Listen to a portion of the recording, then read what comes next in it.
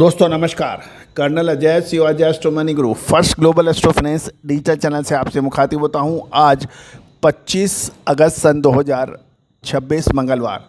आज के इस एपिसोड में हम चर्चा करेंगे सोपा द्वारा खरीफ 2026 के लिए देश के कुल सोयाबीन क्षेत्र की बिजाई यानी सोइंग की रिपोर्ट, हेल्थ रिपोर्ट और कितना कम या ज़्यादा का रकबा बढ़ा या घटा, उसके बारे में पूरी जानकारी आप तक पहुंचाएंगे। पूरा शो ध्यान से सुने, समझे, पसंद आए लाइक कीजिएगा, शेयर कीजिएगा।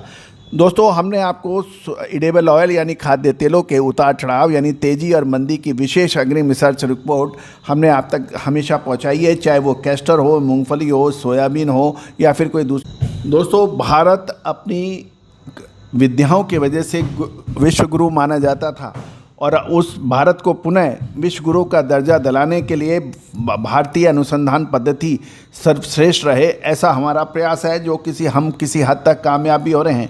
लेकिन लगातार अनुसंधान, विश्लेषण और आप तक अपनी बात पहुंचाने के लिए आप हमसे स्पॉट मार्केट की विशेष अग्रिम रिसर्च रिपोर्ट प्राप्त कर सकते हैं सहयोग राशि अदा करने पर। जानिए रिपोर्ट विस्तार से। शुद्धता ऐसी जो हर घर की पसंद बने। सुधा महेश ठक्कर, हल्दी के विश्वसनीय निर्यातक। आज ही संपर्क करें। दोस्तों, सबसे पहले तो हम चर्चा कर लेते हैं कुल राष्ट्रीय कवरेज सोयाबीन के बारे में।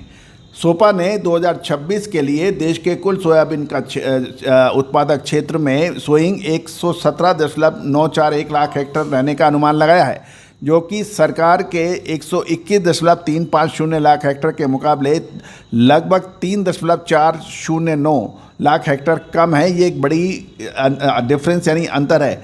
यदि सरकारी अनुमान और सोपा के अनुमान में अक्सर परिवर्तन या अंतर रहता है। पिछले वर्ष भी सोपा ने सरकार ने 123.461 लाख हेक्टेयर की तुलना में 2.11 लाख हेक्टेयर कम है। यदि हम सोयाबीन की बिजाई की बात करें, सोइंग की बात करेंगे, तो हमारे जहन में 3 राज्य नज़र आते हैं, मध्य प्रदेश, महाराष्ट्र और राजस्थान। और उसके बाद फिर कर्नाटक, गुजरात, तेलंगाना, छत्तीसगढ़ जैसे राज्यों में मामूली सोइंग होती है। सबसे पहले देश के सबसे बड़े सोयाबीन उत्पादक राज्य मध्य प्रदेश की बात करते हैं, जहाँ जो कि 44.2% की हिस्सेदारी रखता है, यानी लगभग 52.085 लाख हेक्टेयर में सोयाबीन की बिजाई की खबर है। महाराष्ट्र दूसरा नंबर है, 39.4% पार्टिसिपेशन या हिस्सेदारी, 46.450 लाख हेक्टेयर के साथ दूसरे स्थान पर आता है। तीसरा स्थान राजस्थान का आता है, जो 7.8% कुल भारतीय सोयाबीन के रकबे में हिस्सेदारी रखता है और 9.172 लाख हेक्टेयर में सोयाबीन की फसल की बिजाई के समाचार हैं। बाकी जो कर्नाटक है लगभग 3.25%, गुजरात 2.5%, तेलंगाना 1.3%, छत्तीसगढ़ मामूली 0.2% है और बाकी राज्य मिला के 1.4% है। अब हम महाराष्ट्र के ऊपर बात कर लेते हैं, क्योंकि महाराष्ट्र में सबसे अधिक फसलों की बिजाई का अंतर सरकारी और सोपा का देखा जा रहा है। महाराष्ट्र के लिए सोपा का अनुमान 46.450 लाख हेक्टेयर है, जबकि सरकारी अनुमान 48.776 लाख हेक्टेयर है और डिफरेंस जो है वो बहुत बड़ा डिफरेंस है, 2.326 लाख हेक्टेयर। सरकारी अनुमानों की तुलना में सबसे ज़्यादा कमी लातूर, जिसमें 1.100 lakh hectare, Aurangabad 0.461 lakh hectare, Pune 0.389 lakh hectare और अमरावती इलाका 0.343 लाख हेक्टेयर है। इसमें संभागों में दर्ज इसका डिफरेंस सबसे ज़्यादा है। अब हम सर्वेक्षण की बात करें तो जो ये सर्वे सोपा ने 16 अगस्त से 22 अगस्त 2026 के दौरान मसाले, खुशबू और प्योर झांझ, टेस्ट से भर दे हर जुबान पे स्वाद। एवरीडे मसाले, देश का स्वाद।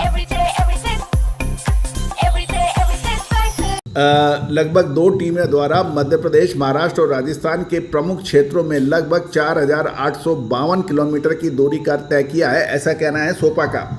अब फसल की हेल्थ यानी स्वास्थ्य और उसकी बात कर लेते हैं। सोयाबीन की फसल अधिकांश क्षेत्रों में सामान्य से अच्छी है और वेजिटेटिव ग्रोथ यानी उसके वनस्पतिक वृद्धि संतोषजनक बताई जा रही है। विकास की बात करें तो बड़े पैमाने पर फसल अभी फूल आने यानी फ्लावरिंग और फलियां बनने यानी पोड फॉर्मेशन की स्थिति में है। कीट व बीमारियों की और खरपतवार की बात करें तो खरपतवार कीट या बीमारियों को कोई व्यापक या गंभीर प्रकोप की अभी कोई समाचार नहीं है। जो रीजनल परेशानियां कुछ छोटे इलाकों में होती है, जैसे कुछ क्षेत्रों में देर से बुआई, नमी का तनाव, मॉइस्चर स्ट्रेस, बादल धुंध भरा मौसम, हल्का पीला मौजा, ये बहुत मामूली सा देखा गया है।